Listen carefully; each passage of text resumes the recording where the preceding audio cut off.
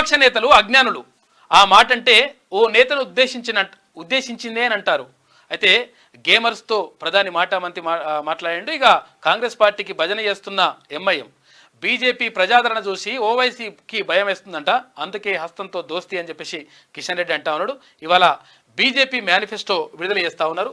భారతీయ జనతా పార్టీకి సంబంధించి ఇప్పటికే కాంగ్రెస్ పార్టీ అంటే విపక్షాలు చాలా వరకు మేనిఫెస్టోలు విడుదల చేసినాయి. అయితే భారతీయ జనతా పార్టీ అంటే కేంద్రంలో అధికారంలో ఉన్నటువంటి భారతీయ జనతా పార్టీ మేనిఫెస్టోని ఇప్పటి వరకు విడుదల చేయలేదు. ఇవాళ మేనిఫెస్టో విడుదల చేస్తూ ఉందంట. దీనికి సంబంధించి ఒక 4 లక్షల మందితోటి 14 లక్షల అభిప్రాయాలు తీసుకొని దాని ద్వారా తయారు చేసినటువంటి దానికి మేనిఫెస్టో కమిటీకి కేంద్ర మంత్రి రాజ్నాథ్ సింగ్ నేతృత్వం వహించిందంట.